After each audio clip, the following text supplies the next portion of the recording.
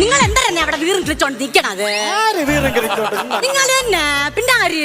ആണുങ്ങൾ എന്തെങ്കിലും ചോദിക്കുമ്പോ മറുപടി പറയണ്ട്. ഇവളെന്തൊരു പൊളപ്പ് പൊളക്കണത്? ആരെന്നെ പൊളപ്പ് പൊളന്നത്? പ്ലച്ചനകത്തന്നെ ലൈറ്റൊക്കെ കണ്ടപ്പോ വല്ലാത്ത പൂനാച്യം തന്നെ. ആരിക്കെന്നെ പൂനാച്യം? നിങ്ങൾക്ക് എന്നെ പൂനാച്യം. നിനക്ക് തന്നെ പൂനാച്യം. എനിക്കല്ല, നിങ്ങൾക്ക് എന്നെ പൂനാച്യം. ഒരു സെക്കൻഡ് നിങ്ങൾ എന്താണ് ഈ കിടന്നത്? അതുപോലെ എന്താണ് ഈ പൂനാച്ചി? വളവ് വളവ് വളവെന്ന് പറഞ്ഞാൽ അന്ന് മനസ്സിലായില്ലേ? ഗമേന്ന് ഗമ ഗമ. അണ്ണാ ഞാൻ നിങ്ങളടുത്ത് പറഞ്ഞു 4 പേര് കൂടിനടുത്ത് വന്നിട്ട് ഇങ്ങനത്തെ വർത്താനം ഒന്നും പറയരുതെന്ന് കേട്ടാ. പങ്കം തന്നെ ഈ പെണ്ണിത് എന്തൊരു പൊളപ്പ് പൊളക്കണത് കിടന്നു. ഞാൻ പറഞ്ഞു ആരെന്നെ പൊളക്കണത്? ഇപ്പൊ ഇവിടെ കിടന്ന് നിങ്ങളല്ലേ പൊളന്നോണ്ടിരിക്കണത്. ഇലകുളിയാടാനായിട്ട് ഇവിടെ കൂടെ ഇറങ്ങി വന്നെന്റെ കെണ്ടവാക്കരി ഇടാനായിട്ട് ഞാൻ വായിക്കറി ഇട്ടുതരാം നിങ്ങൾക്ക്. അറിയാത്തത് കൊണ്ട് ചോദിക്കുകയാണ്. എന്താ വാക്കരിയ? കെണ്ടവാക്കരി എന്ന് പറഞ്ഞാൽ 16 അടിയന്തരത്തിന് വായിലിടണ വായിക്കരി. കെണ്ട വായിക്കരി. അതെ. ഞാൻ പഴയ കാര്യമൊന്നും മറന്നിട്ടില്ല കേട്ടോ.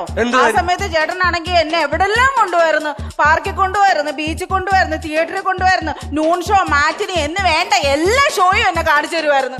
ഇപ്പൊ ചേട്ടന് അന്ന് നമ്മൾ കണ്ണി നോക്കിയിരിക്കത്തില്ലായിരുന്നു. ഇപ്പൊ എന്നെ കണ്ണി കാണുന്ന പോലും ചേട്ടന് ദേഷ്യമല്ലേ? എടി ഇലക്ഷന്റെ റിസൾട്ട് അറിഞ്ഞു കഴിഞ്ഞാ പിന്നെ പ്രചരണത്തിന് ഇറങ്ങിയിട്ട് വല്ല കാര്യമുണ്ട്? അത് കഴിഞ്ഞു പോയ കേസല്ലേ?